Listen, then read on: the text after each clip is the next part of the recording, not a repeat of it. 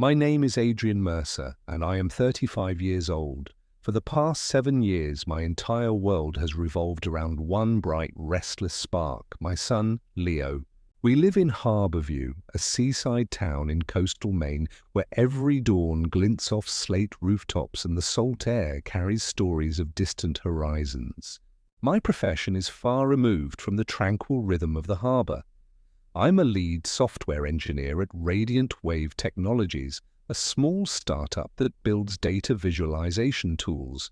It's a job I relish, where I architect intricate systems of light and color on glowing screens, an ironic contrast to the gray uncertainty that has long governed my family life. I'm a single father. Since my wife Marisol passed away in a rowing accident when Leo was only weeks old, I have been both mother and father, provider and protector. We moved from our cramped city apartment to a modest 2-story cottage perched on a rocky bluff overlooking the bay.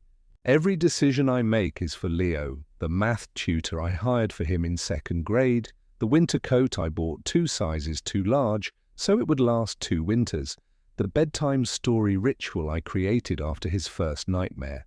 He is my why, my reason for late nights in front of dual monitors and weekend freelance gigs to pad our savings. My own parents, Bernard and Julia Mercer, reside in Rustholm, New Hampshire, 50 miles inland from Harborview. They live in the old family farmhouse where I grew up, darting between cornfields and milking stalls. There, they savor the slow life I escaped: early breakfasts, long drives to church bazaars, and endless discussions about neighbors' affairs.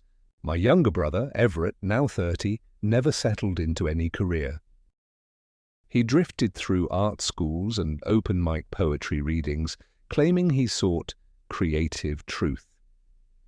My parents, ever dutiful, have bankrolled his flights, studio rent, and artistic whims for years. I accepted my role as the responsible one. While Everett painted canvases I would later hang in my living room, I wrote code.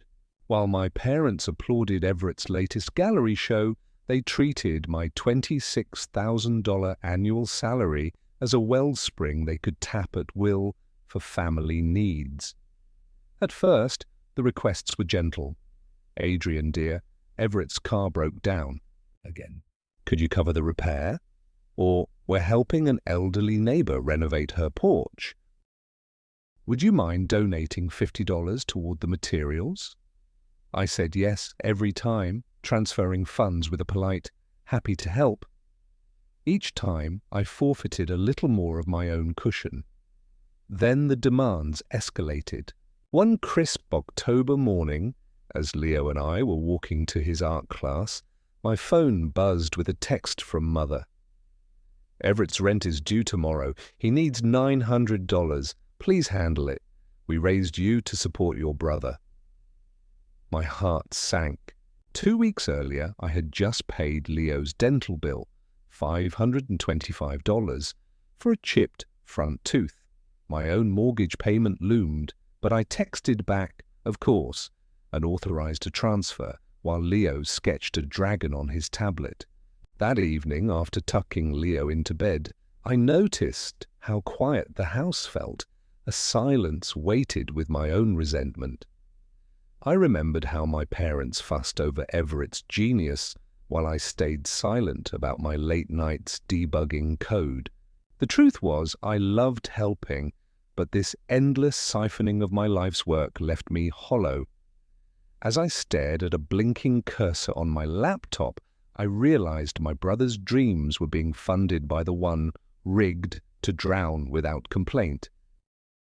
At breakfast the next morning, the last I allowed my parents to visit, Julia fluttered around my kitchen praising a fruit tart I had baked.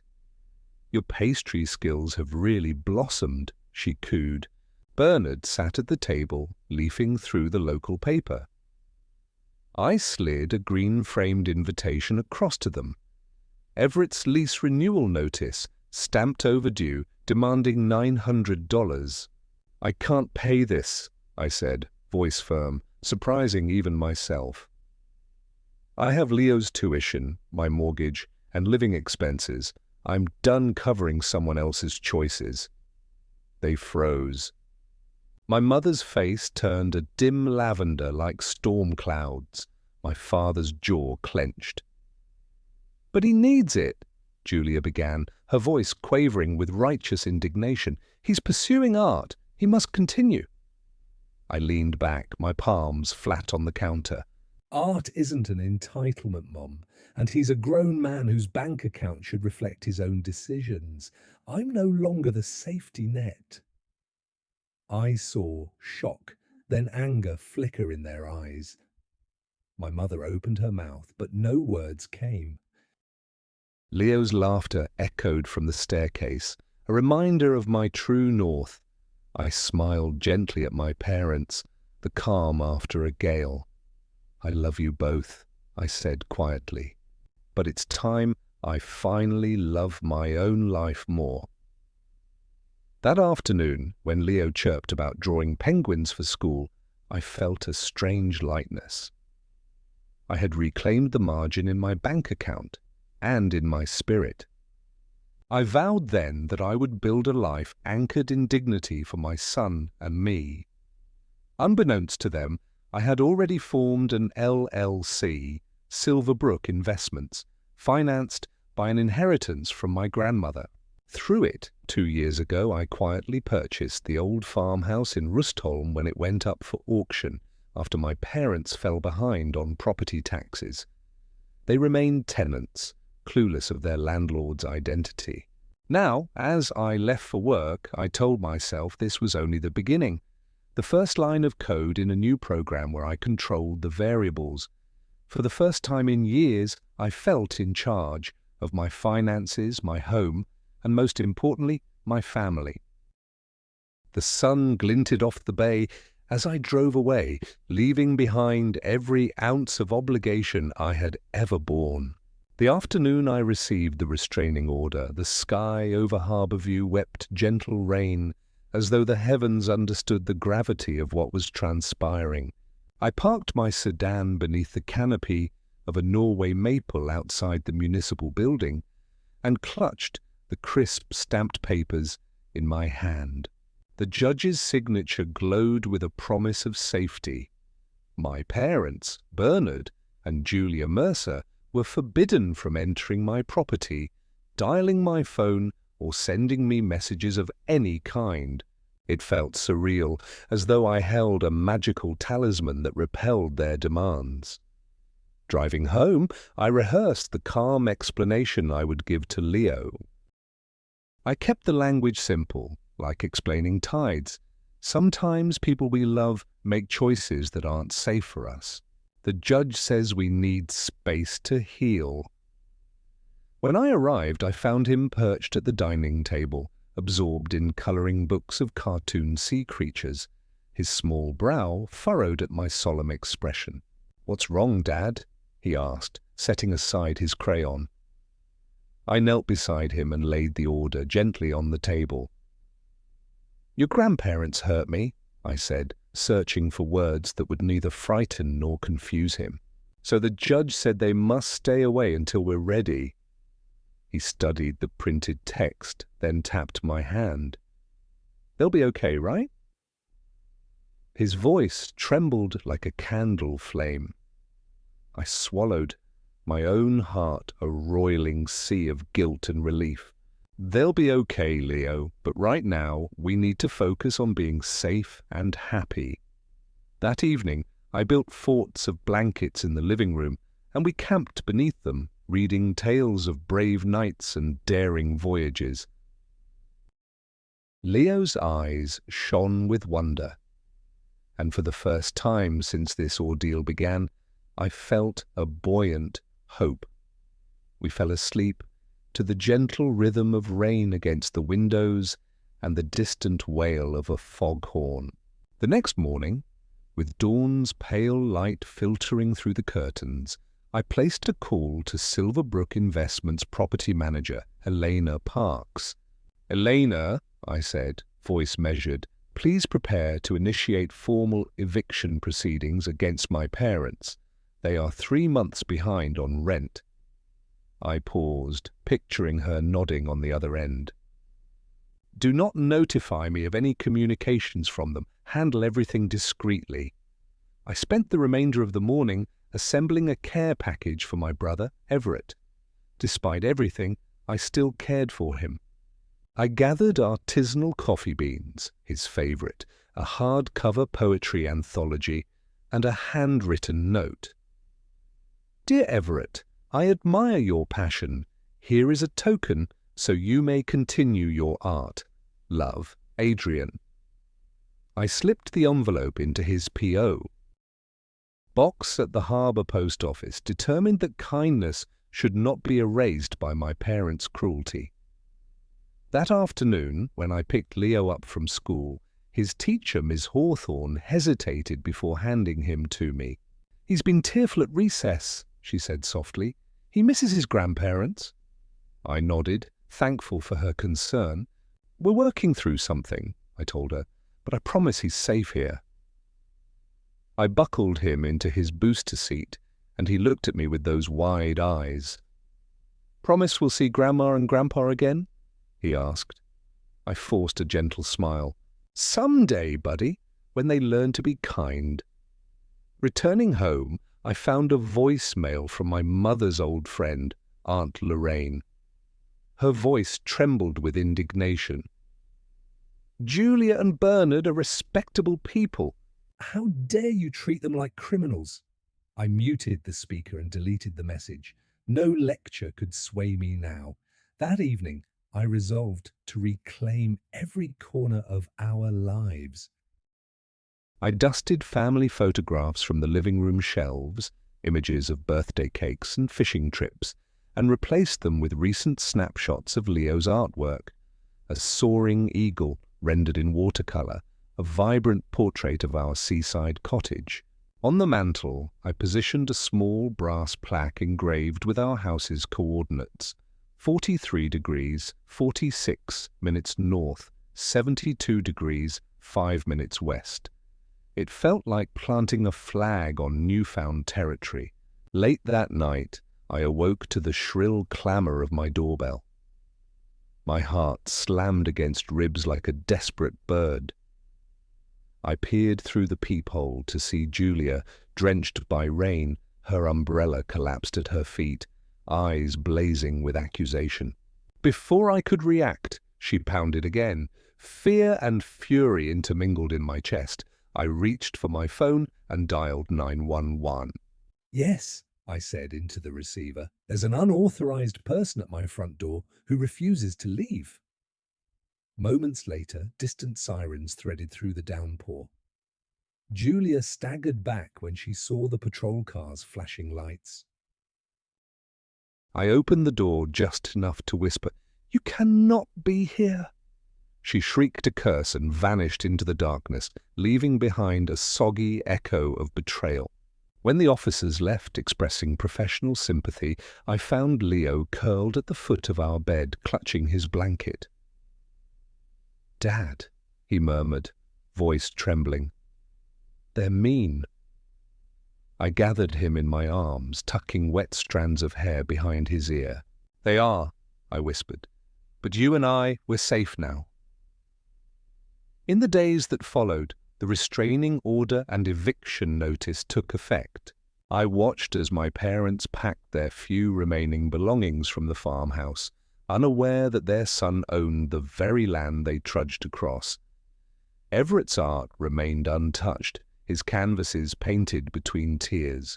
Through it all, I continued my work at Radiant Wave, leading daily stand-ups, mentoring junior engineers, and polishing code late into the night.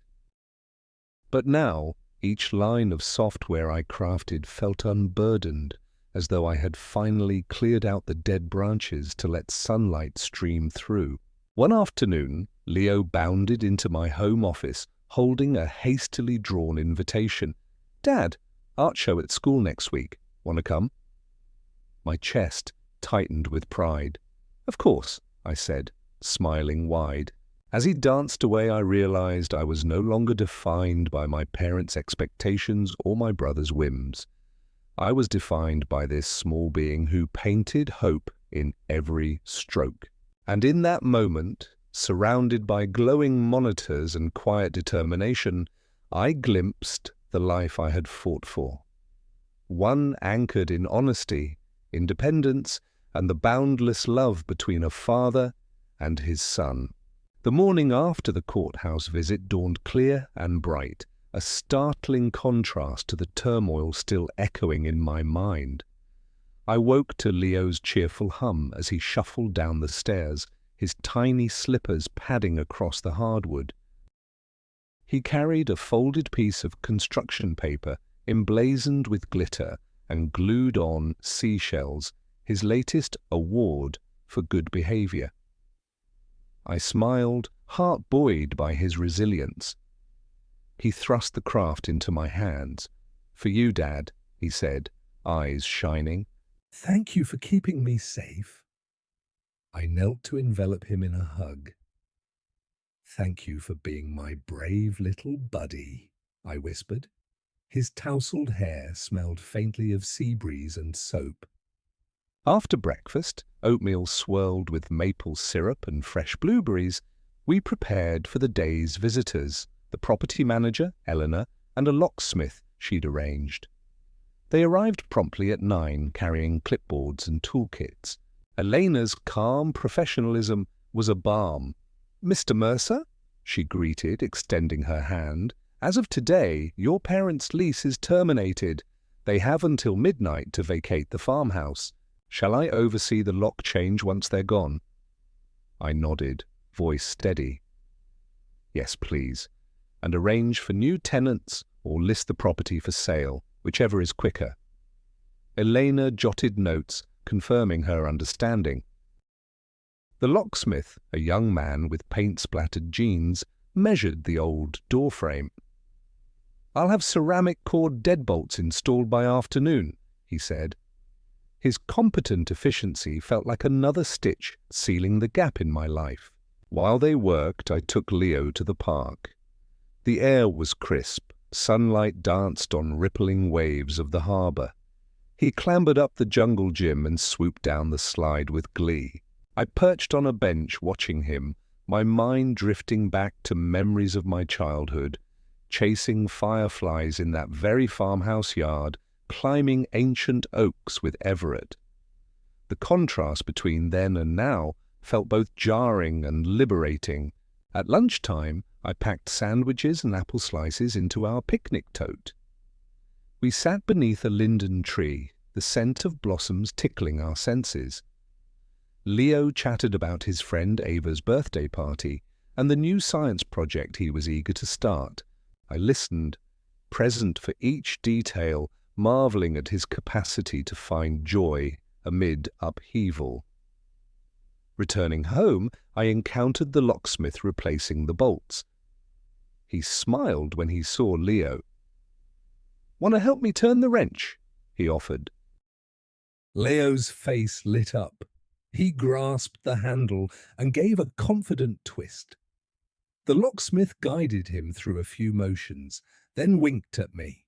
"He's a natural." That afternoon, as the locksmith departed and Eleanor confirmed that final notices had been delivered to my parents, I felt the last tendrils of fear lift. The house exhaled, its sturdy walls resonating with relief. I swept the entryway, brushing away dust and footprints that weren't ours.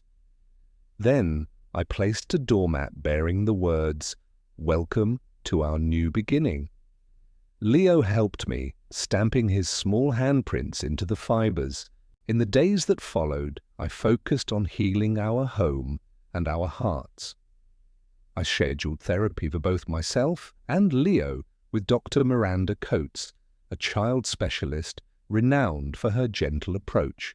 Our first session was a revelation. Leo spoke freely about fear and confusion, drawing pictures of storm clouds lifting to reveal sunshine. I shared my own anxieties, admitting how guilty I felt evicting my parents, even as I knew it was necessary. Dr. Coates offered strategies, clear routines, open conversations when Leo had questions, and rituals to honor what we'd lost while celebrating what we'd gained. One ritual we began was Memory Fridays.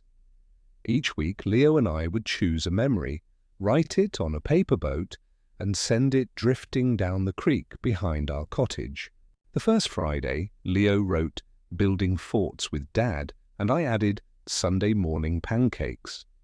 We released them together, watching them sail away, carried by gentle currents, an act of letting go and moving forward. Meanwhile, work at Radiant Wave surged with activity. I led a project unveiling a new visualization dashboard for environmental data. Late nights in the office no longer felt like an escape from family strife, but rather a vital contribution to global understanding. At home, I balanced coding sprints with reading Leo bedtime stories, alternating chapters of Treasure Island with tales of sea monsters and mermaids. Unexpectedly, Everett reached out via text. "Hey, heard things were rough. Hope you're okay. Call me?" I recognized genuine concern, untainted by our parents' manipulations. That evening, I dialed his number. We met for coffee at Harbourview Roasters, the air warm with roasted beans and cinnamon. He arrived with paint flecks on his jeans and a tentative smile. "I'm sorry," he said, voice trembling. "I didn't realize how deep things had gone. I've been so wrapped up in my art. I should have seen it." I nodded, heart softening.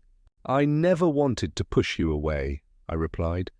"I just had to protect Leo and myself." We sat together, recounting memories, laughing at childhood pranks, acknowledging mistakes. By the end, we made a pact to rebuild our bond on honesty and mutual respect. When I arrived home, Leo greeted me with a drawing, a watercolor of our cottage draped in golden light, two figures holding hands on the porch. Beneath, in scrawled letters, "Family is what we choose." I held him close, marveling at his wisdom. That night, I stood on our porch, lantern in hand, watching the stars twinkle overhead. The salty tang of the sea breeze filled my lungs. I thought of my parents, navigating the farmhouse they no longer owned. I thought of Everett, embarking on a path to reconciliation. And I thought of Leo, the living embodiment of hope. In that moment, I realized that true family wasn't defined by blood alone or by obligations imposed upon us. It was built by shared values, unconditional love, and the courage to say enough when boundaries demanded respect. As the porch swing creaked beneath me, I whispered into the night, "This is our home. This is our future." And the stars seemed to shimmer in agreement. The following Monday, I woke before dawn, lulled by the soft hiss of rain against the window pane. A fresh ritual called to me, the weekly shopping trip to Harbourview's farmers' market, where baskets spilled with heirloom tomatoes, rainbow chard, and jars of homemade honey. I brewed a pot of Ethiopian pour-over coffee and coaxed Leo awake with a gentle brush of my fingertips on his shoulder. "Market day," I whispered. His eyes opened in a slow sunrise and he smiled. Bundled against the chill, we climbed into my SUV, heated seats, a small luxury I'd once considered frivolous. En route, Leo clambered onto the center console, pressing imaginary buttons like a pilot. I laughed and reminded him of seatbelt safety. "Sorry, Captain Dad," he said, fastening his belt in earnest. The morning light burned off the mist as we wound along the coastal road, gulls wheeling overhead. At the market, familiar vendors greeted us by name. Mrs. Delgado offered Leo a slice of cantaloupe. He accepted with a shy "thank you" and a grin. I selected fresh spinach for smoothies, scallions for soup, and a wedge of artisanal cheddar. When we reached the stall selling plants, Leo paused before a cluster of lavender. "Can we get one for our yard?" he asked, touching the silvery leaves. I surveyed our small garden plot and nodded. "Yes, let's plant it together later." Our basket heavy with bounty, we returned home under brightening skies. I unloaded groceries while Leo sketched a scene of vendors and produce on a pad of paper. Each stroke in his drawing brimmed with detail: the striped awning on Mrs. Delgado's stall, the patina on the antique cart behind the cheese cellar. His gift for observation never ceased to amaze me. By mid-morning, the locksmith's work was complete, therapy notes were filed, and I finally turned to a high-priority email from Radiant Wave. Our team had finalized the new environmental dashboard, and the beta launch was scheduled for next week. My heart swelled. This project represented months of collaborative effort, and I would present the demo to the executive board in Portland. I typed a concise confirmation and pressed send. Lunch was simple: turkey and avocado wraps with crisp lettuce, eaten at the kitchen island as Leo recounted highlights from his science class. He was studying ocean habitats, mapping kelp forests, and intertidal zones. I admired how his youthful curiosity mirrored my own devotion to meaningful work. After lunch, I sealed some of our market produce into glass containers, pickled beets, marinated mushrooms, so we could savor summer flavors through autumn. That afternoon, I took Leo to our new home's backyard to plant the lavender. The soil was cool and rich beneath my fingers. I showed him how to dig a shallow hole, settle the plant's roots, and gently press earth around them. Together we watered the fragile sprig and stood back to admire our work. I raised my hand for a high five. He smacked it with satisfaction. "We did it, Dad!" I ruffled his hair. "We did." Back inside, Leo pulled down his sketchbook and asked if he could try my laptop to illustrate a digital version of our garden. I guided him to an online art app, and soon he was layering colors, adding textured strokes of lavender. I caught myself marveling at how effortlessly he adapted to technology. After all, my career had thrived on bridging code and creativity. Later, as evening approached, I prepared dinner: baked salmon with lemon-thyme butter, quinoa tossed with roasted vegetables, and a simple salad. The scent of herbs and citrus filled the kitchen. Leo set the table, his task of placing napkins and utensils, while I plated each dish. We ate by candlelight, savoring the flavors and the comfort of routine.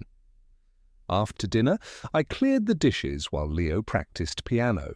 His newest piece was a gentle composition called Harbor at Dawn, its melody soft and flowing. I paused to listen, leaning against the doorframe, noticing how the music seemed to merge with the distant sound of waves. When he finished, he smiled shyly. "Do you like it?" I nodded, tears prickling my eyes. "It's beautiful, Leo, just like you." Before bedtime, we climbed into his bunk bed with a battered copy of 20,000 Leagues Under the Sea. I read aloud of Captain Nemo's submarine, the Nautilus, and the wonders of the ocean depths. Leo's eyelids drooped as I reached the end of the chapter, and I kissed his forehead. "Sleep well, my shining star," I whispered. Alone in the living room, I poured a glass of water and reviewed notes for tomorrow's board presentation. My confidence had grown. No longer burdened by family drama, I felt fully present and capable. I practiced a concise opening. "Thank you for this opportunity. Today, I am proud to share our team's work on the Ocean Insight Dashboard, a tool designed to empower researchers and policymakers in understanding marine ecosystems. As midnight approached, I shut my laptop and extinguished the lamp. I walked to the window, gazing at the lavender we planted, its silvery blooms bathed in moonlight. The porch swing rocked gently in the breeze, as though echoing my earlier vow of steadfastness. I placed a hand over my heart, feeling its steady beat. For every challenge we had faced, every demand, every boundary set, every tear, I now had a life rich in purpose, love, and renewal.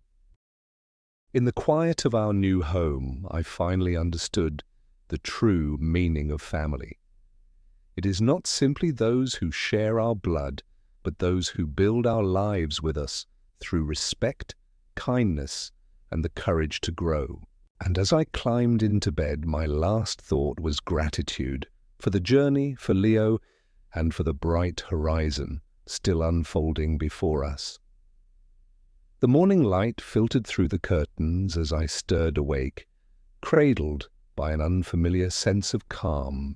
Today was the day of the executive board presentation for the Ocean Insight dashboard, a culmination of months of work, collaboration, and late-night debugging. I slid out of bed, careful not to wake Leo, and padded to the kitchen. A pot of French press coffee hissed low and steady, filling the air with warm optimism. I poured a mug and carried it out onto the porch, where dew-damp lavender leaves glistened in the dawn. With each sip, I reviewed my notes on my phone, a concise overview of key features, user interface mock-ups, and anticipated questions about data accuracy. I reminded myself that this was not only about professional success, but also about the tangible impact our tool could have on ocean conservation. Beneath the nerves, a core conviction beat strong. I deserved this opportunity. I had earned it by forging boundaries, investing in my own growth, and showing up for Leo every day. Back inside, I found Leo padding into the kitchen in his Star Cruiser pajamas. His hair was still tousled, and one foot carried a mismatched sock. He climbed onto a stool beside me, peering curiously at my laptop. "Big day?" he mumbled. I knelt to meet his eyes. "The biggest, but you're my first priority. I'll be right back in time to walk you to school." He nodded solemnly, then brightened. "Can I have extra fruit in my lunch today?" I laughed and agreed, packing strawberries and melon in a bright green bento box. After dropping him at Harborview Middle School, where he waved enthusiastically to a group of friends, I navigated the coastal highway toward Portland. The sun climbed higher, painting the Atlantic silver. I reminded myself to breathe deeply, inhaling the briny air through closed windows with the air conditioning on low. Arriving at Radiant Wave's sleek glass building, I signed in with security and headed to the 33rd floor, where the conference suite awaited. My team greeted me with nods and quiet smiles. I set up my laptop, connected the projector, and ran a final test of the slide deck. The room filled gradually. The CEO, the Chief Technology Officer, several department heads, and 3 members of the Environmental Advisory Board. They settled into ergonomic chairs, professional expressions poised between curiosity and expectation. I cleared my throat and began, "Good morning. Thank you for joining me. Today, we embark on a journey to visualize the health of our oceans in real time." My voice found its rhythm as I guided them through interactive maps, layered data streams showing temperature anomalies, chlorophyll concentrations, and migration. Corridors of marine species. I demonstrated how users could filter by region and time period, generating reports with a click. Each slide elicited nods of appreciation. Several executives scribbled notes. When I shifted to the business case, projected growth potential, partnerships with research institutions, and subscription models, the CFO raised a hand. "Your projections are ambitious," she said, but your methodology is sound. Have you considered regulatory compliance costs in overseas markets? I acknowledged her question, then outlined a phased rollout plan that allocated resources for legal consultation in key regions. She smiled, satisfied. The rest of the session flew by in a blur of insightful questions and collaborative problem-solving. As I delivered my closing remarks, I felt a swell of pride. With your approval, we will pilot this dashboard with 5 leading universities next quarter, refining our algorithms based on user feedback. Thank you for your time and support. The CEO stood first, applauding. Others joined, some offering verbal commendations. Impressive work. Looking forward to seeing it live. Well done, Adrian. A bright warmth spread through me. Validation, not through familial obligation, but earned by skill and dedication. The meeting broke up, and I lingered to answer follow-up queries. A junior engineer approached and quietly thanked me for mentoring him through the development of the visualization engine. I ruffled his hair, an unconscious gesture I reserved for Leo, and encouraged him to keep honing his craft. I gathered my things, leaving the room buzzing with anticipation for the dashboard's launch. Back at my desk, an email awaited, a formal offer to lead a new division focused on predictive analytics, an opportunity that came with a significant promotion and relocation to the company's San Francisco office. The offer stunned and thrilled me. I paused, envisioning the new challenges and the distance it would place between me and Harborview. I knew Leo's well-being came first. I composed a courteous reply, expressing gratitude and requesting time to consider the role with family priorities in mind. By mid-afternoon, I returned home, my mind alight with possibilities. I found Leo sprawled on the living room rug, playing with a robotics kit, a gift I'd surprised him with after his art show. He looked up, eyes glinting.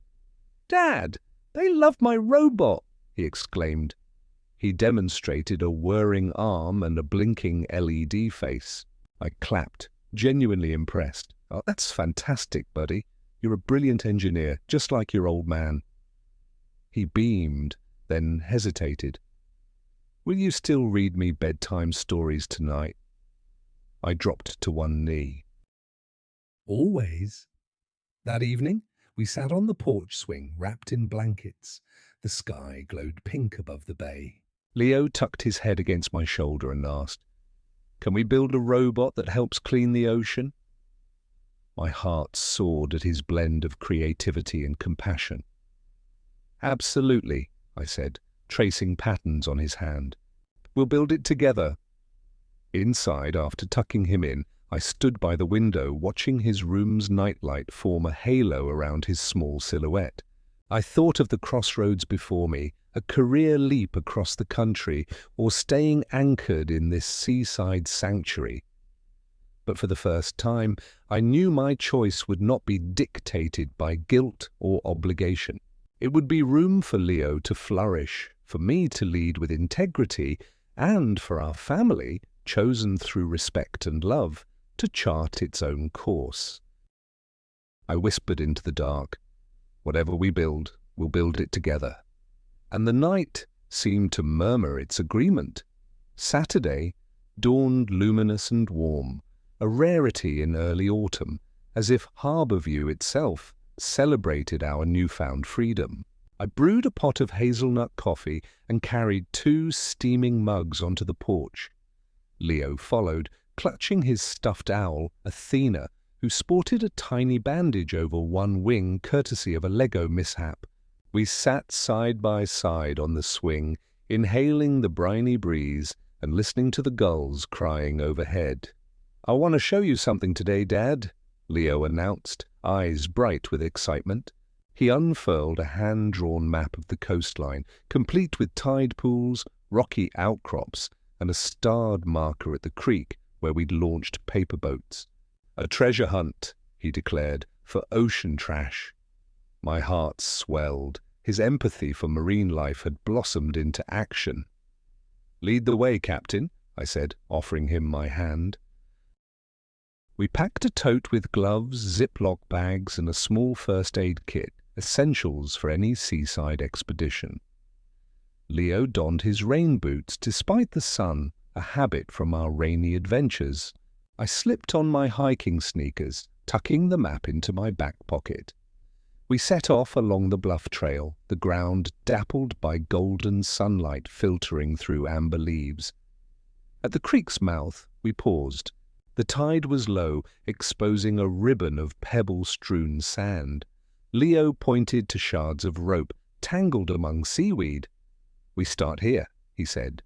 We bent to pick up bits of plastic lids, crumpled wrappers, and fragments of fishing line. I taught him to hold the bag open and place each piece gently inside, as if salvaging precious relics. Our conversation flowed easily. He chattered about his plans for a beach cleanup club at school, and I shared stories of successful community tech meetups I'd led at Radiant Wave. After half an hour, our bag had grown heavy. I glanced at Leo's determined expression and felt pride in his resolve. "Shall we head to the tide pools?" I suggested. He nodded, and we strode over jagged rocks to a shallow pool, teeming with crustaceans and anemones. I knelt beside him, pointing out how barnacles anchored themselves to stones and how sea stars unfurled their arms in search of food. He sketched the miniature ecosystem in his notebook, alternating between observation and trash collection, a delicate balance of wonder and stewardship. On the return journey, Leo paused at a driftwood log and surprised me by fetching my water bottle from my backpack. "Here," he said, offering it to me. The gesture warmed me more than the sun. I knelt to hug him. "You're growing up so fast," I said. He beamed, sliding his small hands into mine. Back home, we emptied the bags onto the kitchen table. Our haul included 30 pieces of trash, enough for a school demonstration. I washed our hands while Leo sorted through recyclable items. We loaded them into separate bins, then bundled the rest for proper disposal. "We did good," he said, wiping his brow. I ruffled his hair. "Better than good. This is just the beginning." Inspired, I spent the afternoon drafting an email to Leo's school principal proposing a monthly Harbour View clean sweep event. I outlined a plan for students, parents and staff to patrol local beaches, collect debris and share findings. I attached a sample poster Leo had drawn, a smiling wave embraced by children holding trash bags. Within an hour, the principal replied enthusiastically, copying the PTA and custodial staff. Plans were already in motion. That evening, I logged into Radiant Wave's project channel to finalize roadmap updates for our dashboard's beta release. As I typed, a message pinged. "Can we schedule a meeting to discuss integrating citizen science data streams, such as beach cleanup metrics? Dr. Marisol Ng, Environmental Program Lead." I smiled at the coincidence.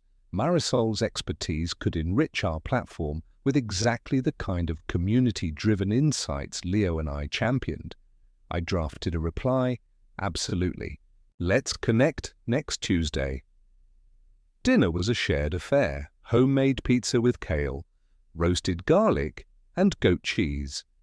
Leo sprinkled basil like confetti while I maneuvered slices onto plates.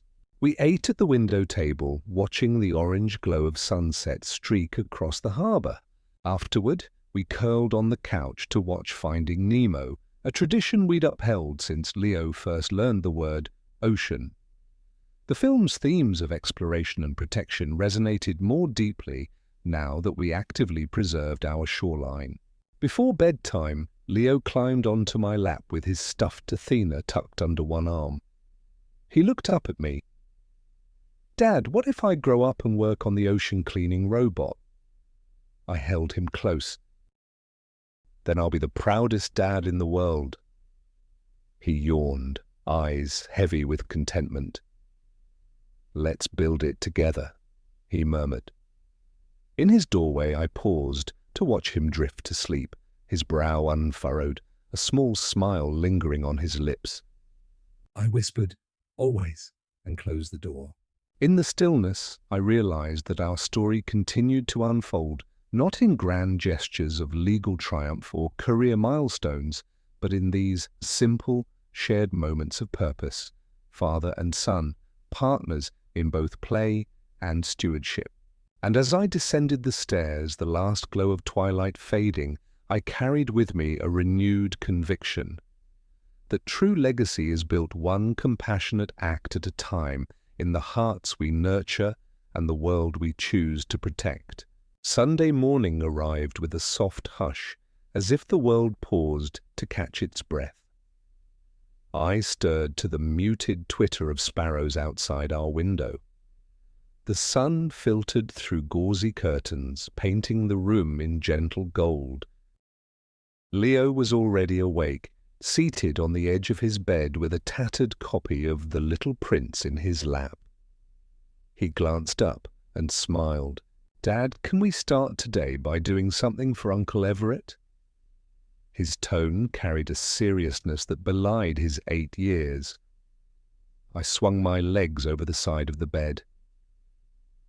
"What did you have in mind?" He set the book aside. "He said he's struggling to finish the mural he's painting at the community center. He's asked for ideas, but I thought maybe we could surprise him with art supplies and help him brainstorm." My heart warmed. Despite everything that had happened, I still cared for Everett, and I admired Leo's empathy. "That's a wonderful idea," I said. "Let's do it." After breakfast, blueberry pancakes I'd learned to flip at a tilt to get the perfect golden edge, we packed a canvas tote with colored pencils, fine tip markers, tubes of acrylic paint, and 2 blank sketch pads.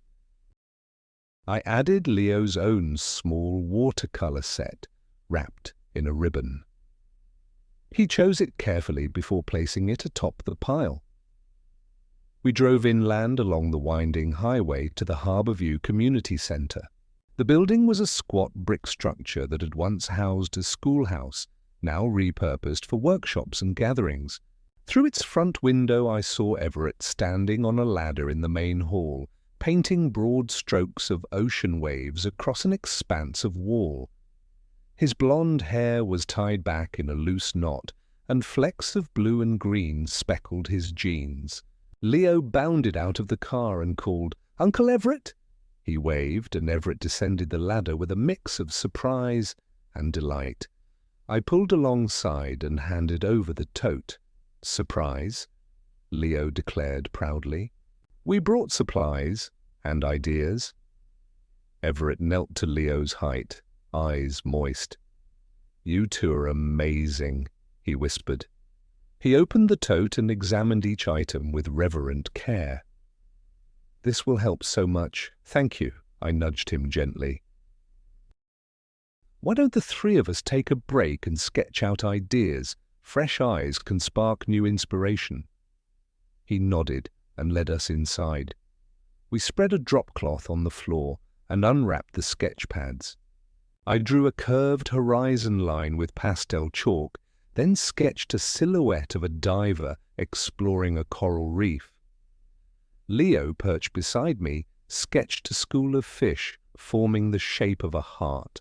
Everett added flowing seaweed tendrils in swirling lines overlaying my horizon. The 3 of us collaborated in harmonious silence, punctuated only by Leo's observations. "What if a whale's tail emerges from the foam?" he suggested, and Everett wove the idea into his mural. After an hour, the community center director, Ms. Alvarez, stopped by. She admired our sketches and asked Everett if he needed additional volunteers for the mural's completion. He agreed, mentioning the youth art club Leo and I had proposed. Ms. Alvarez beamed. "We'll recruit this week. Your idea, Leo, is already making waves." Back in the car, Leo leaned against my side, exhaustion mingled with contentment. "I'm glad we helped, Uncle," he said, brushing a hand across his forehead. "He looks so happy." I squeezed his hand. "Me too, buddy." We stopped at a nearby bakery to pick up fresh bread and pastries for lunch. As I paid, the baker, an older woman with flour-dusted apron, said warmly, "I'm proud of your boy, Mr. Mercer. He's doing good work." I thanked her, feeling the gentle embrace of community support. That afternoon, I found an email from Doctor in my inbox. "Thank you for proposing the citizen science integration. I've secured a pilot funding grant from the Coastal Conservation Society. Let's discuss next steps." I exhaled slowly, struck by the synchronicity of events. Leo's beach cleanup, the school club, and now formal recognition of community data. Our family project was transforming into something far greater. I shared the news with Leo, who cheered and jumped up and down. "Dad, we're really making a difference." Together we drafted a succinct proposal for Radiant Wave, detailing how integrating real-time cleanup metrics could enhance our dashboard's impact. I emailed it to my team and to Doctor, then leaned back, feeling a buoyant sense of purpose. As evening settled, I prepared a simple meal of grilled chicken, roasted sweet potatoes, and sautéed greens. Leo set the table with his best manners, forks and knives aligned just so. We ate under the glow of the pendant light, discussing our plans for the week. Therapy session on Tuesday, a meeting with Dr. Eng on Wednesday, and Leo's first art club gathering on Thursday. After dinner, we cuddled on the couch for our nightly ritual, reading one chapter of The Little Prince. As I read aloud about stars and laughter, Leo's finger traced the words, his gaze soft with wonder. When I closed the book, he sighed deeply. "I love our adventures, Dad." I brushed his cheek. "So do I, Leo. So do I." Later, as I tucked him into bed, he reached up for a hug. "I feel proud to be your son," he whispered. "And I feel proud to be your dad," I replied, kissing his forehead. His eyelids fluttered shut, and I slipped away, my heart full. In the stillness of our home, I glanced at the framed sketches we'd made that morning, hung on the living room wall, a testament to collaboration, creativity, and healing. I realized that our family had evolved beyond its painful past. We had built something new, a community of support, a legacy of compassion, and a shared mission to protect our world. As I extinguished the lights and closed the living room door, I carried with me a profound certainty that the truest measure of success is not the homes we own or the accolades we earn, but the kindness we sow and the futures we nurture. One sketch, one cleanup, and one courageous choice at a time. Monday morning arrived crisp and clear, a welcome shift from Sunday's tranquil hush. I woke to Leo's muffled footsteps. He was already in the kitchen, humming an upbeat melody as he arranged cereal bowls. I slipped downstairs to find him carefully pouring organic oats and topping them with sliced bananas and a drizzle of honey. "Good morning, Dad," he chirped, his eyes bright. I made us breakfast. I smiled, pride unfurling in my chest. "Thank you, buddy. This looks delicious." I poured 2 mugs of chamomile tea, my morning ritual for calm focus, and joined him at the table.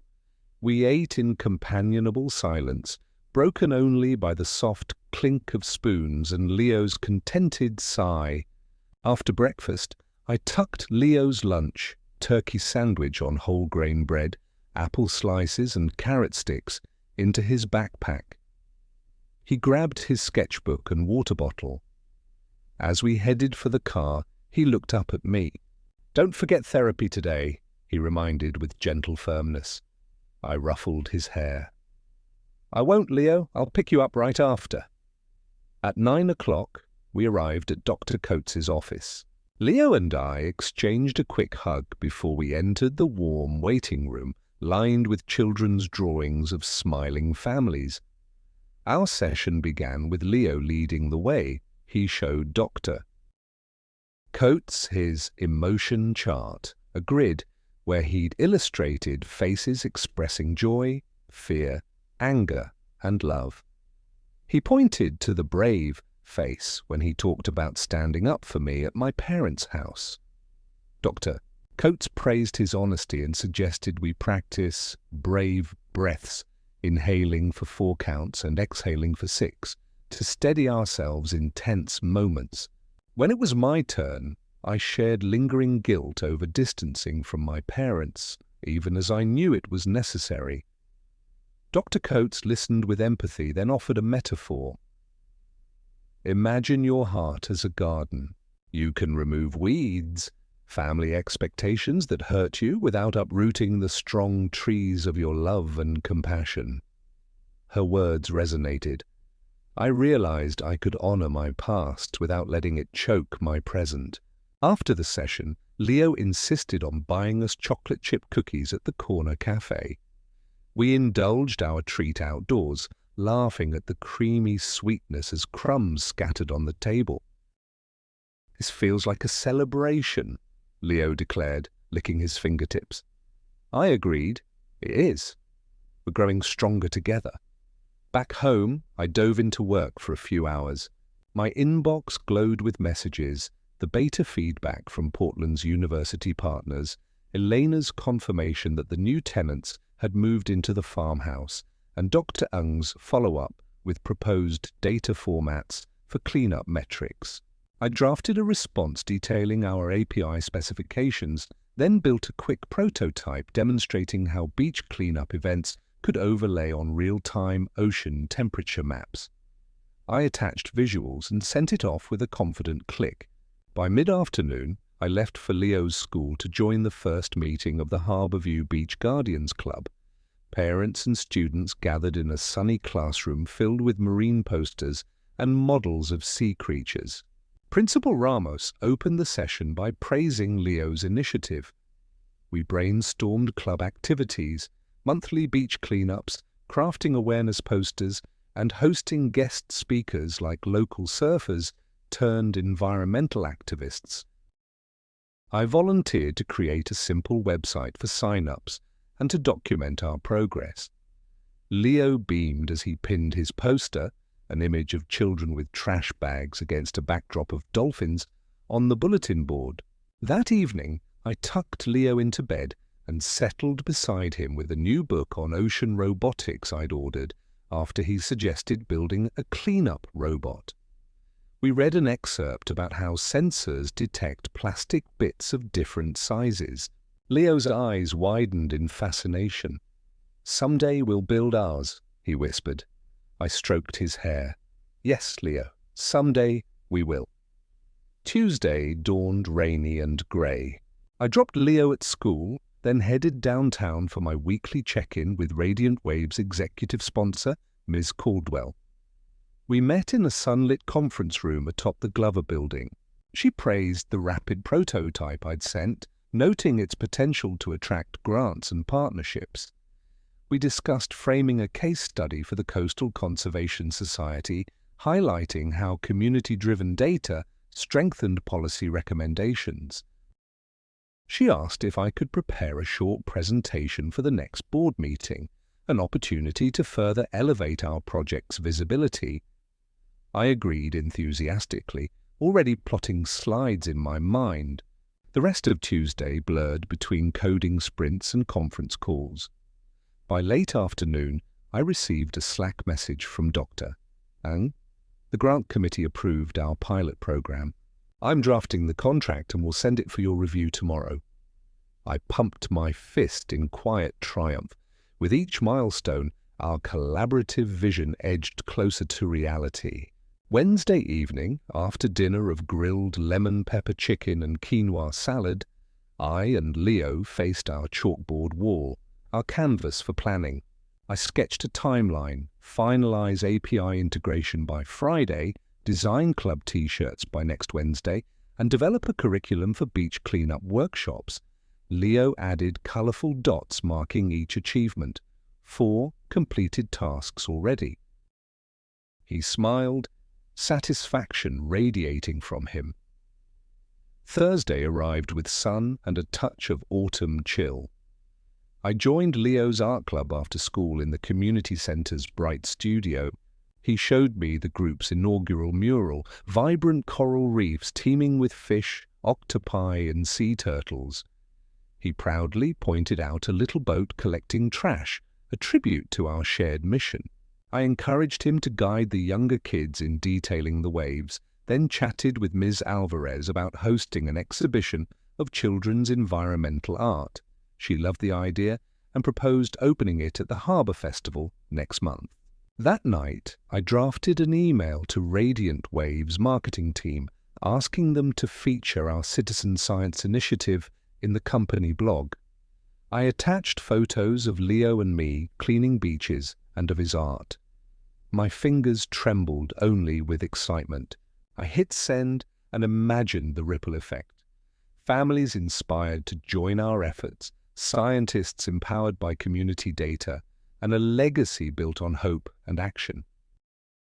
Before sleep claimed me, I walked through the dimly lit hallway to Leo's room and paused outside his door. Through the crack, I saw him asleep, clutching Athena, a peaceful expression on his face. I realized that every boundary I'd drawn, every risk I'd taken, had led us to this moment, safe, purposeful, and brimming with promise. I whispered into the night, "Thank you, Leo, for being my compass." And as I returned to my bedroom, I felt a deep certainty that the true measure of our journey lay not in the walls we built or the titles we held, but in the hearts we touched, and the world we chose to protect, one small act at a time. Friday dawned cool and misty, the sky a pale canvas that hinted at the sun's late arrival. I woke before Leo, the faint rumble of my phone's alarm mingling with the distant call of seabirds. Today was the big day, our pilot program kick-off with the Coastal Conservation Society, and I had been invited to give a short presentation alongside Dr. Marisol Ng. I slipped into business casual attire, a navy blouse and tailored khakis, and brewed a pot of green tea, its earthy aroma steadying my thoughts. Downstairs, Leo emerged in his school uniform, tugging at his tie. "Big day for you too?" I asked, ruffling his hair. He nodded, eyes bright. "I'm presenting my beach cleanup poster at assembly." My chest swelled with pride. "You'll do great." We shared a quick breakfast of toast and almond butter before I drove him to the bus stop, my mind swirling with checklist items, finalize slides, upload data demos, confirm audio cables, and, most importantly, breathe. At Radiant Wave's office, I took the elevator to the rooftop garden, a serene terrace of potted succulents and benches overlooking the harbour. Dr. Ng was already there, reviewing her notes. Her presence radiated calm confidence. "Ready?" she asked, offering a hand. I shook it, smiling. "Ready as I'll ever be." We ran through our sequence, her overview of the grant and objectives, my live demonstration of how community cleanup events fed directly into the Ocean Insight dashboard, and a closing Q&A session. 40 minutes later, we stood before a packed auditorium at the Coastal Conservation Society's headquarters. The audience of marine biologists, policy advisors, and student representatives listened intently as Marisol outlined the vision. Then I clicked through my slides, showing a map overlay of Harbourview's coastline with clean-up pins color-coded by date and volume of debris collected. At the click of a button, charts appeared, plastic density trends over time, correlations with tidal data, and flagged hotspots needing urgent attention, a hand shot up. A researcher from Nova Scotia asked, "How do you ensure data quality from volunteers of varying expertise?" I explained our built-in validation steps, photos of each collected item, automatic geotagging, and periodic calibration workshops led by experts.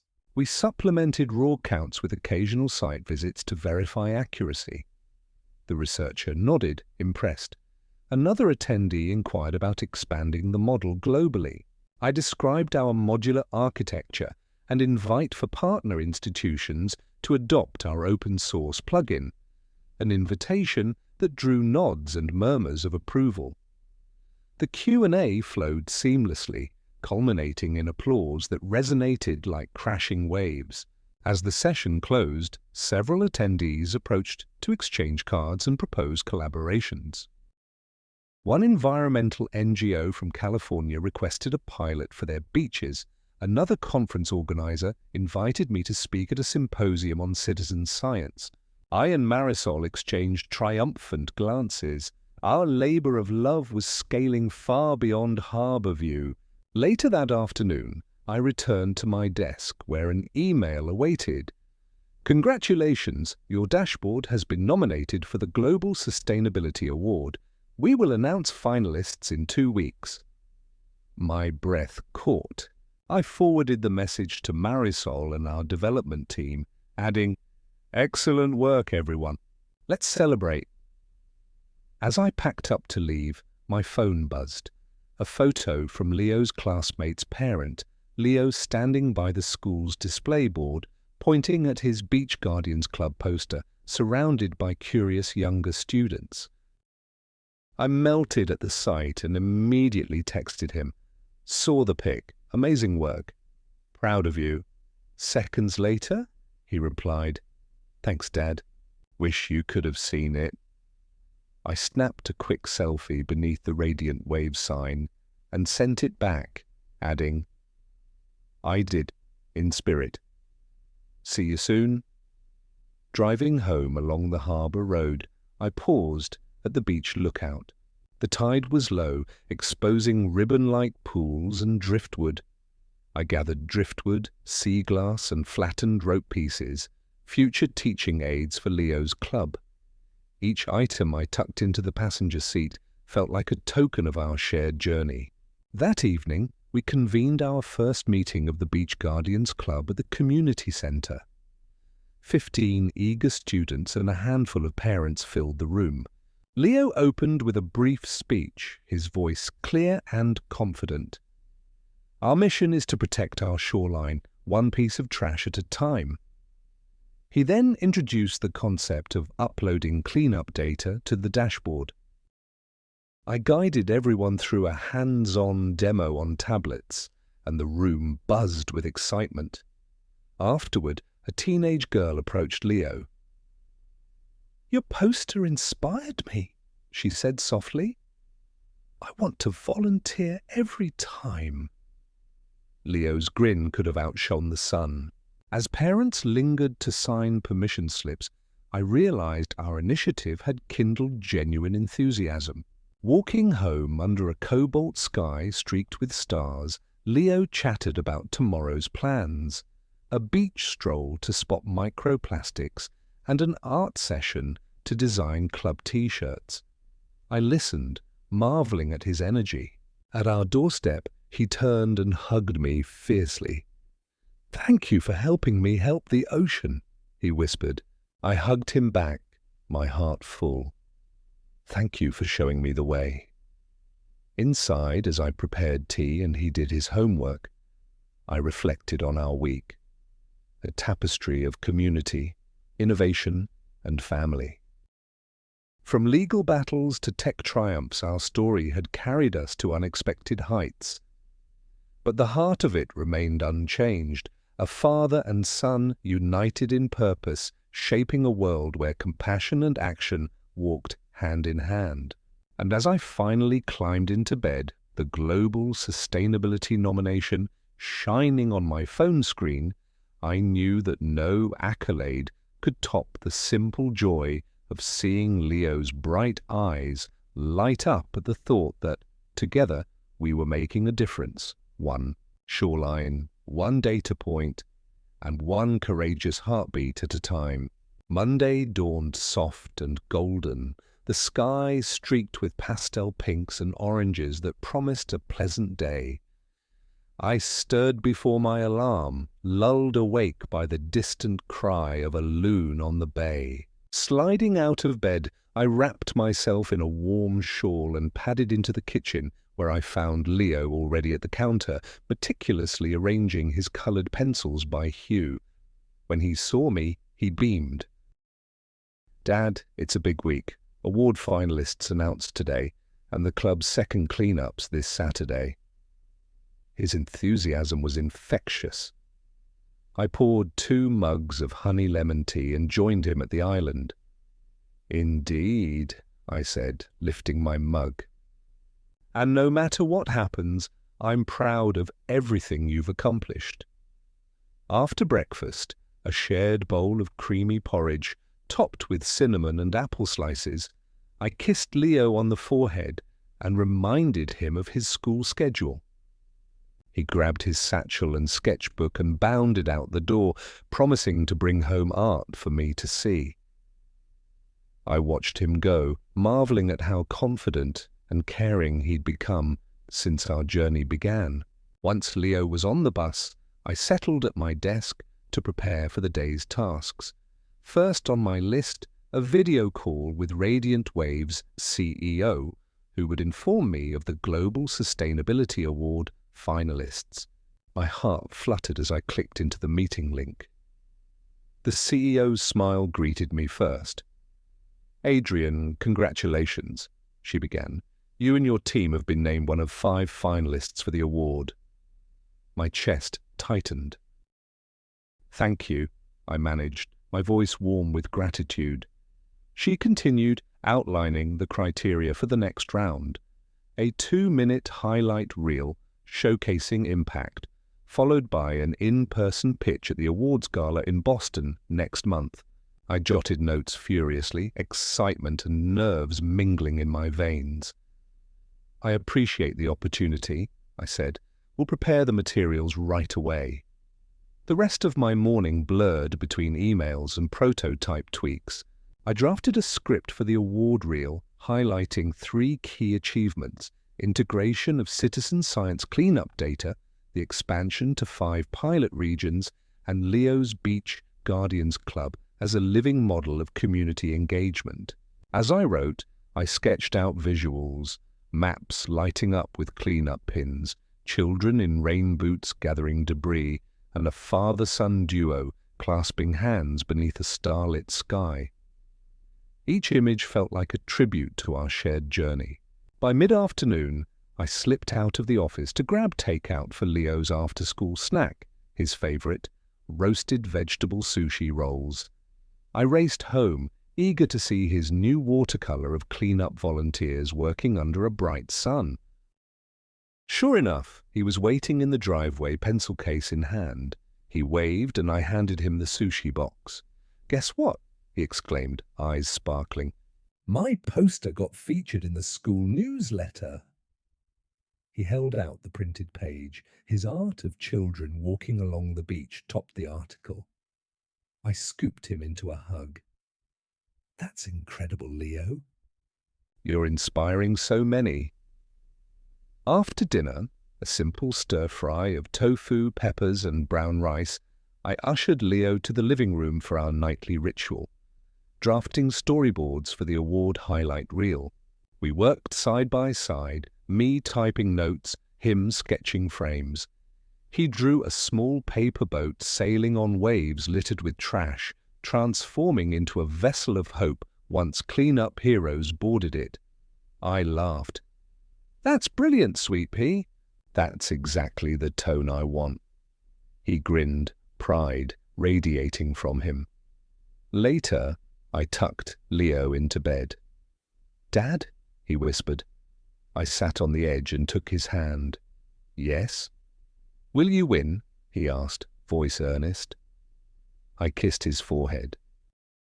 Winning would be wonderful, but being a finalist is already a win. Our real victory is every piece of trash kept out of the ocean and every person inspired to help. He nodded thoughtfully, eyes fluttering closed. "Okay," he murmured. "I like our victories." After he fell asleep, I remained in his doorway, the soft glow of his nightlight illuminating his art-clad walls. I thought of the path we'd travelled, setting boundaries with my parents, buying the family farmhouse through my own investment, evicting toxicity, and building a life grounded in respect and purpose. The memory of my mother's shocked face and my father's stunned silence upon learning I was their landlord flickered through my mind, now distant and unthreatening. Those chapters had closed, a new narrative had taken their place. The next morning, I woke early again to record voiceover for the highlight reel. In the quiet house, I read lines into my phone's recorder. In Harbourview, Maine, a father and son launched a community cleanup movement. Data from each event flows into a real-time dashboard. Together they proved that small actions can spark global change. Once satisfied, I reviewed the footage with fresh eyes, feeling a rush of pride in how far we'd come. I exported the draft and sent it to Radiant Wave's media team for polishing. Their reply, minutes later, "Outstanding work. We'll add motion-tracked titles and music. Ready for feedback tomorrow." That day, between client calls and code reviews, a text from Everett lit up my phone. "Saw your news. Huge congrats. Proud of you. Coffee next week?" I smiled, tapping back. "Absolutely. You pick the cafe." It felt healing to reconnect with my brother on positive terms, free from our parents' interference. Friday evening arrived with a soft drizzle. I lit a lantern on the porch and brewed peppermint tea. Leo emerged in his pajamas, ready for our special end-of-week debrief. We sat beneath the canopy of ferns, sipping tea. "Dad, I can't wait for the awards night," he said, leaning against me. I stroked his hair. "Me too. But remember, our biggest moments are every Saturday morning at the creek." He nodded, eyes bright with understanding. As we cleared our mugs, the rain tapered off, revealing a rainbow arcing over the harbour. Leo pointed. "Look." I wrapped an arm around him. A promise of good things to come. In that moment, I felt the world align around our shared purpose, proof that hope, like rainbows, often follows a storm. And as I closed the door to end the day, the final words echoing in my mind were not about awards or accolades, but about the simple, steadfast truth my son had taught me. That the most profound victories are those we achieve together. Heart to heart, one act of kindness at a time. Saturday morning arrived crisp and bright, the sunlight spilling through the linen curtains like a promise of new beginnings. I stirred awake to the soft patter of rain against the window pane, a gentle reminder that even the clearest skies sometimes require a cleansing storm. I slipped out of bed, careful not to wake Leo, and made my way to the kitchen. The scent of freshly ground cinnamon filled the air as I measured out oats for a warm breakfast porridge, stirring them slowly with almond milk, a dash of maple syrup, and a sprinkle of toasted pecans. Today was the day we would finalize our travel preparations for the Global Sustainability Award Gala in Boston, and I felt a pleasant hum of anticipation as I poured 2 mugs of chamomile tea. Down the hallway, Leo appeared in his soft blue pajamas, clutching Athena, his beloved stuffed owl. His dark eyes brightened when he saw me. "Morning, Dad," He yawned, stretching his arms wide. Excited for our packing day? I smiled and ruffled his hair. Very excited, buddy, but first, breakfast. He climbed onto his stool at the kitchen island, and together we savoured the warm porridge and tea, talking through our itinerary. Flight leaves at 10, I reminded him gently, pointing to my laptop's calendar. We need to be at the airport by 8. He nodded, nibbling a corner of his pecan crust. Got it. And I get to draw on the flight, he added hopefully. Of course, I replied. Pack your sketch pad and all your favourite crayons. After breakfast, we spread our travel items across the bed in my office. 2 neatly folded outfits for Leo, one for the gala and one for casual daytime, along with his sketchpad, crayons and a small pencil case. I placed my own navy blazer, crisp white shirt, and polished shoes beside them, then tucked in my dress shirt and a pair of tailored slacks. We packed toiletries next, Leo's toothbrush, his special biodegradable shampoo, and his lavender-scented bedtime spray. I added my own essentials, a comb, travel adapter, and a small notebook for jotting ideas at the conference. As we zipped our suitcases closed, Leo declared, I can't wait to see the big city. I nodded, imagining the glittering skyline of Boston at dusk. It'll be an adventure, I promised. By mid-morning, we loaded our bags into the car and set off for Harbour View Regional Airport. The road was lined with maples beginning to blush crimson and gold. Leo gazed out the window, pointing at roadside farms and grazing sheep.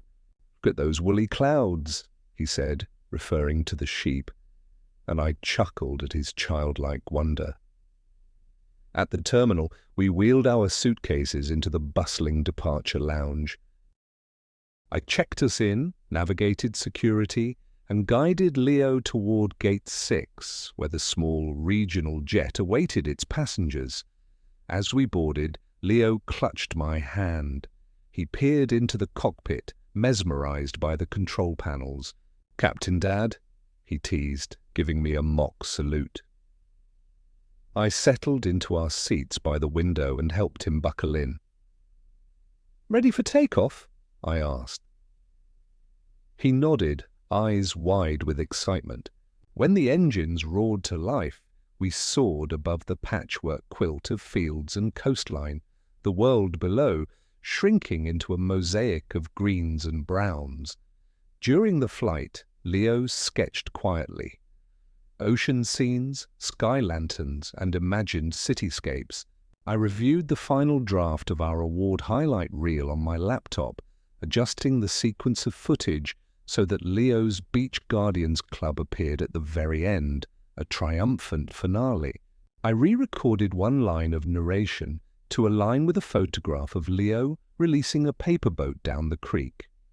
The new version flowed smoothly, capturing our journey from a private struggle to a shared mission.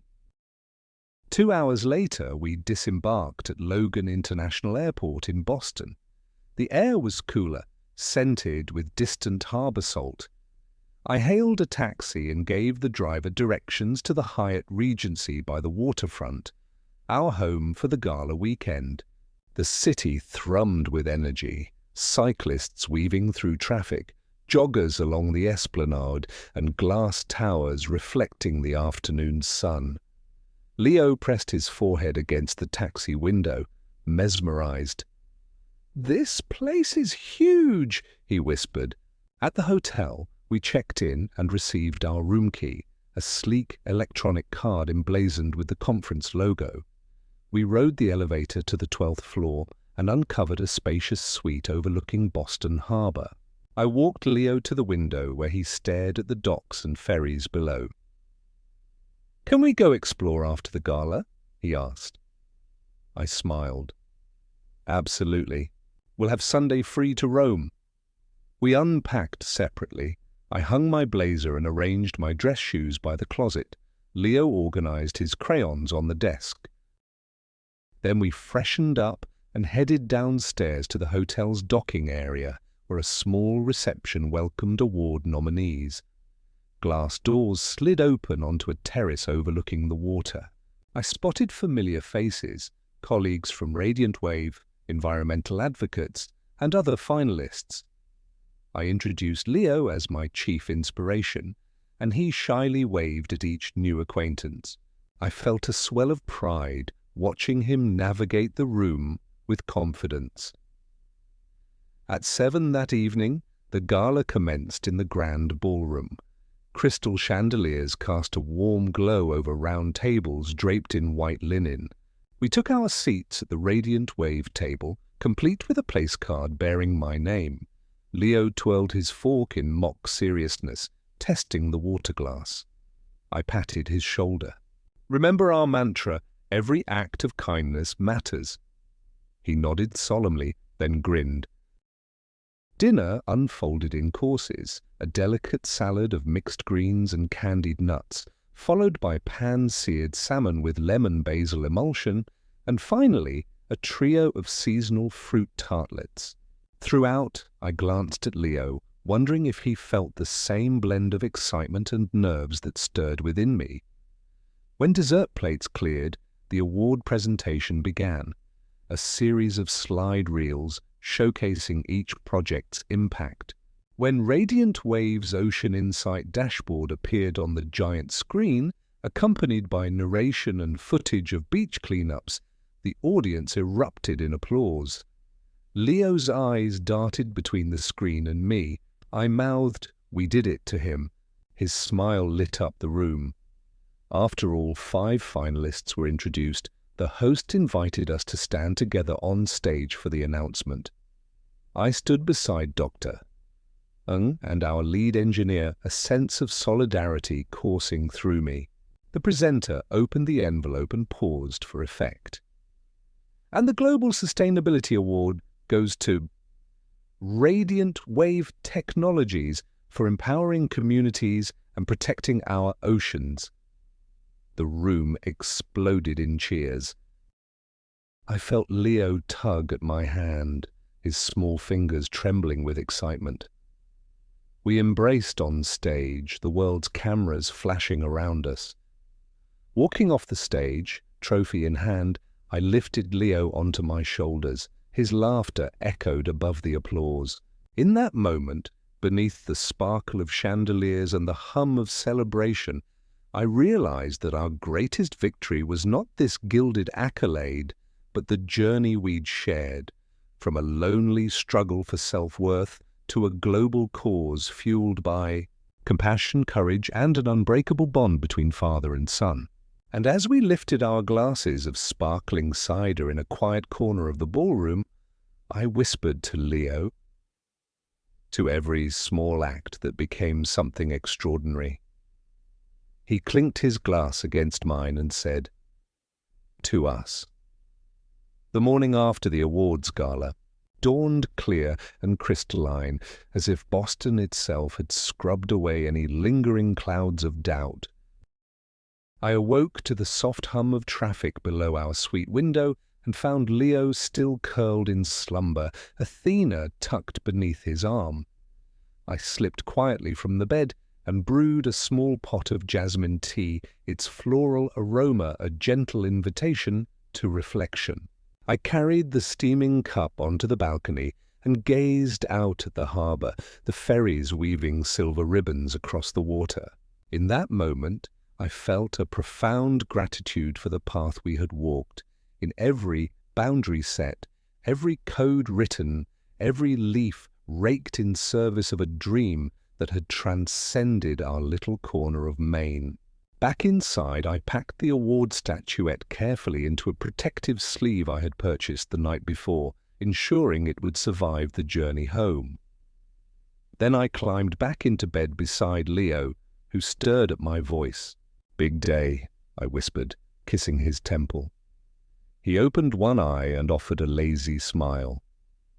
"Home day," he corrected. "I get to sleep in my own bed." We laughed softly, 2 whispers in the dawn before I roused him for breakfast.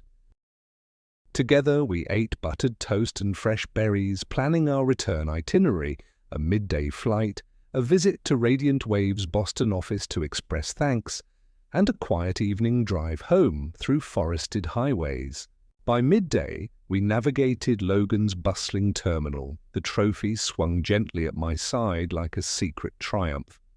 We boarded our regional flight, and when we touched down at Harborview Regional Airport, the salty breeze felt like a warm welcome. I carried Leo's hand as we walked across the tarmac toward the waiting shuttle van. He pointed to the moored sailboats bobbing in the inlet, his eyes alight with stories yet to be written. "I want to build a model sailboat next," he said. "For my next art project." I laughed. "We'll sail it down the creek and maybe track it on our dashboard," I teased. That afternoon, we arrived home to find our front porch bedecked with welcome home banners and a small gathering of our closest friends. Miss Delgado with her pecan pies, Elena, the property manager, with a bouquet of lavender from our garden, and Everett, standing just inside the gate, his camera slung around his neck. He waved shyly, then opened his arms. In that embrace I felt the final stitch in the tapestry we had begun weeks ago, our family, re-knit by compassion and choice rather than obligation. Inside, Leo darted through the house, rediscovering favorite corners, his reading nook framed by lanterns of twinkle lights, the kitchen counter where he and I once built forts of blankets, and the porch swing that had witnessed our midnight confessions. I placed the award on the mantel above our mantel clock and stepped back, marveling at how a simple silhouette of gleaming metal could embody a world of effort and heart. Behind me, Everett hovered, camera raised. "May I?" he asked. I nodded, and he captured a photograph. Me, trophy in one hand, Leo, perched on my hip, and Evergreen, old farmhouse across the street, now rented to new tenants who cared for it as I once had. That evening, as the sun sank behind the masts of harbour sailboats, we settled onto the porch swing with mugs of cocoa. Leo leaned against me, his small shoulder steady and sure. "Dad, did you ever think we'd do all this?" he asked softly. I wrapped an arm around him. "Not in my wildest dreams," I admitted, "but every step we took, every time we said no for our own well-being, led us here." He nodded, eyes heavy with contentment. "I'm glad we did it," he said. I kissed his forehead. "So am I, Leo." "So am I." Over the next few days, life settled into a blissful rhythm. I returned to coding new features for the dashboard. Everett invited me to collaborate on a photo exhibit celebrating our community's coastal restoration, and I met with Dr. to plan the next phase of our grant project. Leo resumed his art classes and helped me refine a workshop curriculum for local schools where students would learn to collect and upload cleanup data. We co-authored a brief guide, From Shore to Screen, a child's guide to ocean stewardship, complete with his illustrations of sea creatures and tiny cleanup heroes. On Thursday evening, we hosted a small open house in our living room. Friends, neighbors, and local journalists gathered to view the award highlight reel and learn about upcoming cleanup events. I introduced each segment with pride, highlighting Leo's role as co-founder of the Beach Guardians Club. When the final frame of our creek launch filled the screen, the room erupted in applause. I scanned the faces of those I cared for most, feeling the true weight of our accomplishment, not in trophies or headlines, but in the spark of inspiration ignited in each person who chose to act. Late that night, I stood at Leo's bedroom door and watched him sleep, the soft hush of his breathing a lullaby of hope. I remembered the first time I said no to my parents and the tremor of fear that followed. Now fear had been replaced by the steady pulse of purpose. I whispered into the dark, "Thank you, Leo," and slipped away, certain that our story, a father and son, bound by love and bolstered by courage, would continue to chart its course, one ripple at a time. Sunday morning unfolded with an unhurried grace, as if the world itself was savoring the quiet after our whirlwind of accomplishments. I woke to the gentle trill of my phone's reminder. Beach Guardians Club meeting, 9 a.m. I stretched and padded barefoot down the hallway to Leo's room. He lay curled beneath his blue comforter, brown hair tousled like seaweed. I knelt and whispered, "Hey, Captain, ready for today?" He cracked an eye and flashed a sleepy grin. Aye, first mate," he mumbled, then burrowed back under the covers. I brewed a pot of mint tea and set out bowls of mixed berries and whole-grain waffles, our ritual fuel for a day on the shore. Leo descended, still in pyjamas, clutching Athena. He took one bite of waffle and declared, "Perfect carb loading." I laughed, scooping him onto my lap. Together, we reviewed our agenda: a shoreline cleanup at Driftwood Cove, a data entry workshop at the community centre afterward, and a celebratory ice cream social open to all volunteers. By 8:30, we loaded gloves, bags, and our ever-faithful GPS-enabled tablet into the back of my SUV. The sky was a soft lavender, and the air carried the briny tang of an incoming tide. At Driftwood Cove, 30 volunteers, families, retirees, and even a few curious tourists gathered in bright T-shirts bearing our Beach Guardians logo, a stylized wave cradling a budding seedling. Leo stood on a small rock, cleared his throat, and delivered a rousing pep talk. "Thank you all for joining us today. Remember, every bottle cap, every cigarette butt you pick up keeps our ocean healthy." "Let's make Driftwood Cove sparkle!" Applause rippled through the group. I felt a swell of pride as I watched volunteers disperse along the sand, their laughter and chatter blending with the crash of gentle waves. Leo slipped into line beside me, and together we waded into the shallows, snagging stray bits of rope and fragments of plastic submerged among the rocks. As we worked side by side, I reflected on how far we'd come, from that first tentative cleanup when only Leo and I scoured a creek's edge, to this thriving community movement. I glanced at him, his small frame bent over a cluster of seaweed, his brow furrowed in concentration. He plucked a polystyrene fragment and held it aloft, as if presenting a trophy. I reached down and gave him a high five. "Great find, Admiral," I said. 2 hours later, bagfuls of debris lined the parking lot, ready for sorting.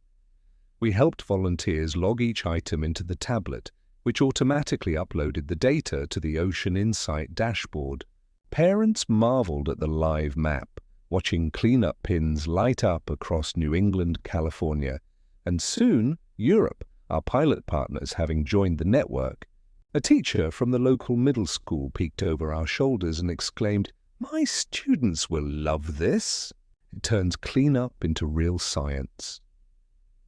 By midday, we adjourned to the community center's multi-purpose room, where long tables awaited trays of bagels, fruit, and pitchers of lemonade. Volunteers mingled, comparing their finds and swapping stories of curious hermit crabs and hidden tide pools.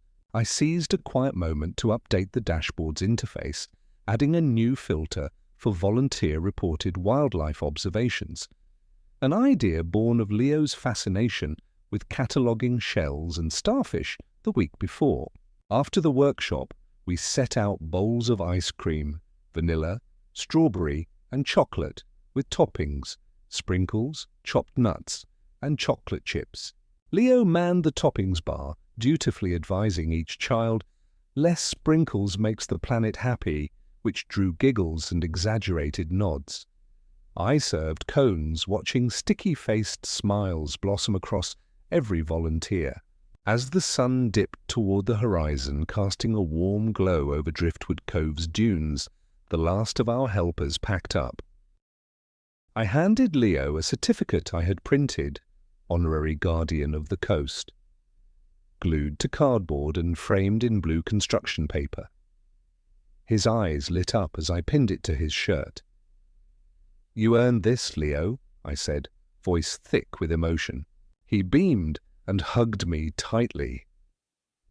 Driving home, the windows down, I caught the scent of salt and pine mingled on the breeze. Leo chatted about tomorrow's science fair, where he planned to present our cleanup data as his project. I promised to help him refine his poster and practice his speech. In my rearview mirror, I watched him sketch in his notebook, tiny punctuate lines forming graphs and illustrations. That evening, as we settled into our living room, I reflected on the arc of our journey. I remembered the night I first dared to stand up to my parents' exploitation, the courthouse steps echoing with my claim to self-respect. I recalled the ache of eviction notices and restraining orders, balanced by the thrill of reclaiming our home and our agency. I thought of the farmhouse I purchased in secret, both a gift to my own future and a silent lesson in boundaries. Now, as I watched Leo drift through his sketches, his eyelids heavy with contentment, I knew our legacy was more than any trophy or headline. It was the seedlings of stewardship we had sown in each volunteer's heart, the maps lighting up with collective action, and the example of a small boy and his father navigating storms together, always anchoring one another in love and purpose. I carried Leo to bed and gave him a quiet kiss. "Good night, my guardian," I whispered. He murmured, "Good night, my hero," before slipping into sleep. I tiptoed out and closed the door softly, confident that our story, our endless tide of hope, would continue to rise, wash ashore, and reshape the world, one grain of sand at a time. Monday arrived bright and brisk, the sky a crystalline blue that promised the onset of autumn's full spectacle. I awoke early, stirred by the soft chime of my calendar reminder. Prepare Leo's science fair presentation, 5 p.m. I stretched, recalling how just 2 months ago the notion of a proud family legacy felt abstract and distant. Now, I looked forward to showcasing our shared work at Harbourview Middle School's annual fair. Downstairs, I found Leo at the kitchen island, tracing a pencil over poster board. His watercolour illustration of a clean-up event, children in rain boots, a shoreline dotted with colour-coded data pins, blossomed across the paper. He glanced up as I entered. "Dad, I added a bar chart of trash volume by month," he said, eyes gleaming. I poured 2 mugs of herbal tea, the steam curling like hope, and sat beside him. "That's perfect, sweetheart. Your data tells our story." We reviewed each section.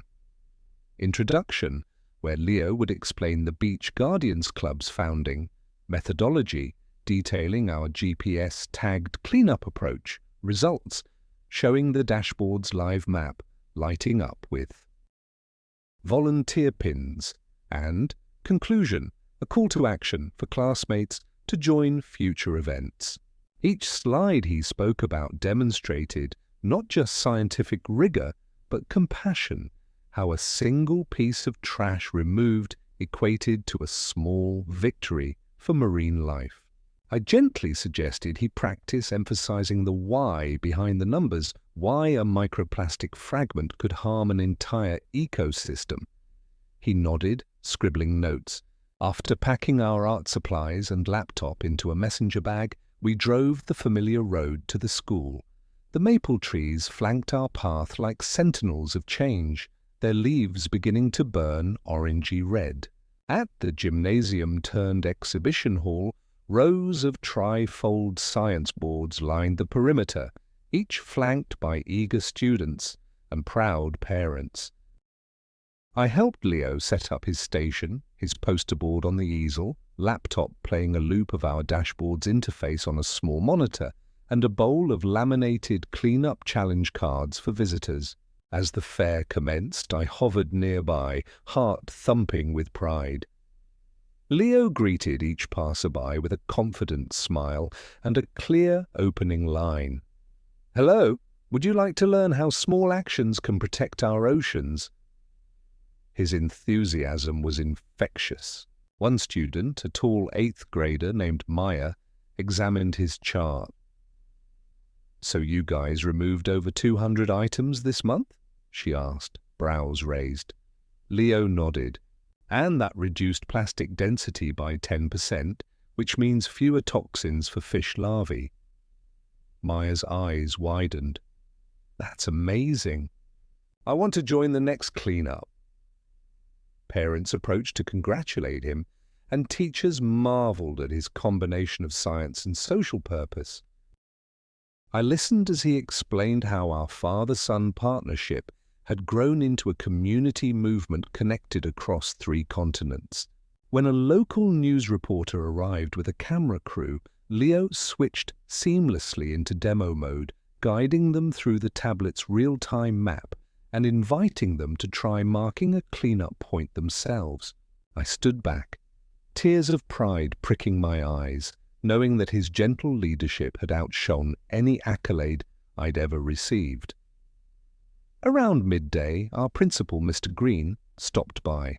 "Adrian, Leo, this is remarkable work," he said, placing a hand on Leo's shoulder. "The way you've integrated technology and community engagement is exactly the kind of initiative we hope to foster in our students." I nodded solemnly. "Thank you, sir. Leo's vision has guided us every step." Mr. Green smiled kindly. "I'd like to propose hosting a district-wide Beach Guardians competition next spring, with schools competing to collect and map the most debris." "Interested?" Leo's gasp of excitement was immediate.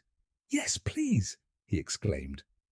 I exchanged a delighted glance with the principal, imagining the ripple effect of engaging an entire school district.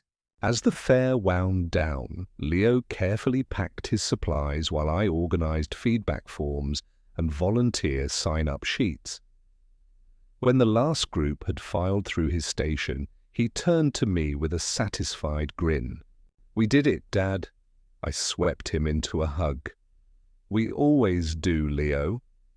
That evening at home, we celebrated with homemade apple pie, Harborview's unofficial autumn tradition. We sat at the kitchen table, spooning warm slices and reminiscing. Leo recounted the most memorable moments, meeting Maya, hearing Principal Green's proposal, and seeing his friends clutching clean-up crew cards. I listened, my heart swelling, realizing how far we had come from that first guarded no I'd mustered when my parents demanded money. Each boundary I drew had led to a boundary broken in perception, showing others that one family's small act could spark a movement. Later, after tucking Leo into bed, I lingered in the doorway.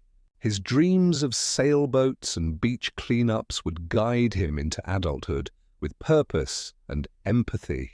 I turned off the hallway light and closed the door gently, carrying with me the knowledge that our story, one of resilience, innovation, and unwavering love, was still unfolding, written not in chapter endings but in each new hand that reached down to pluck debris from the tide. The following morning, Harborview greeted us with a gentle mist drifting off the bay, as though the world exhaled after weeks of exhilarating momentum. I woke to the scent of fresh linen and brewed a pot of chamomile tea, its soothing warmth a perfect start for the day. In the kitchen, Leo was at the counter, carefully sketching a design for next spring's District Beach Guardians competition T-shirt. He glanced up and offered me a paper mock-up, a stylized wave cradling a young sapling, encircled by the words, "Every ripple counts." My heart swelled. "It's perfect," I told him, wrapping my arms around his small shoulders. Over buttery croissants and honey-drizzled yogurt, we reviewed our calendar. Next week, Dr. Ung would present our integrated cleanup metrics to the Environmental Advisory Board. 2 weeks later, the district competition would launch, and all summer our dashboard would expand to new coastal communities worldwide. I reminded Leo that each milestone was built on the foundations of our earliest choice to protect him and honor our own worth by standing up to injustice. He nodded solemnly, eyes reflecting both innocence and wisdom. Our first task was to finalize the competition rules. I spread a pad of legal-sized paper across the kitchen island, and Quill outlined a draft. Teams of students, at least one adult chaperone per group, designated cleanup zones with geotagged boundaries and bonus points for wildlife observations. Leo added playful icons, binoculars for bird sightings, magnifying glasses for microplastics. Together we refined the document until it felt both rigorous and inviting. By midday, I drove Leo to his art class, the studio's windows glowing with creative energy. I lingered to drop off competition posters, then headed to Radiant Wave for a briefing with our developers. The office hum buzzed with excitement, engineers tweaking real-time mapping layers, designers crafting new icons, and project managers coordinating with grant administrators. I listened to progress reports and offered encouragement. Then I cleared my throat and proposed an innovative twist, allowing local artisans to use cleanup data to create community murals, transforming debris maps into public art. The room erupted in enthusiastic collaboration. I grinned, thinking of Sarafina's abandoned pottery wheel and how our quiet rebellion had blossomed into collective creativity. That afternoon, on my way home, I stopped by the old Mercer farmhouse and paused at the wrought iron gate. The new tenants, a young family of 3, were tending a vegetable patch where I once chased rowdy chicks. I waved and they waved back with warm greetings. I smiled at the knowledge that my secret investment had become a source of stability for others, a testament to boundaries formed with foresight and care. When I returned home, Leo greeted me at the door, holding a pair of muddy rain boots. "I helped Mrs. Delgado with her garden," he announced, pitching them onto the mat. "We found a robin's nest."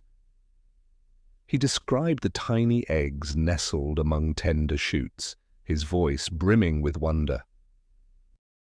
I admired his compassion, how he had turned every opportunity to give back, no matter how small, into a moment of connection with nature.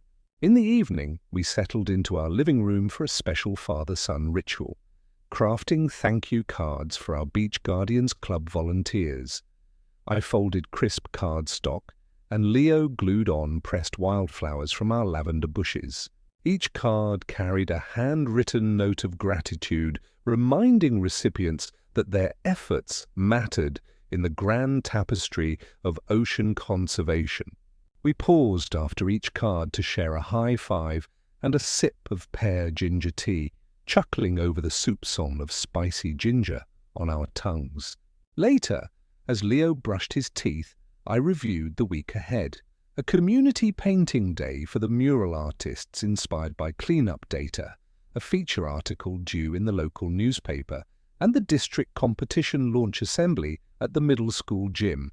Eitas. Moment when teams from every corner of the county would converge to protect the same shoreline we cherished. I imagined students brandishing data-driven banners, parents cheering, and me at the podium introducing the next generation of guardians. Before bedtime, I tucked Leo in and whispered, "I love you, sweet pea."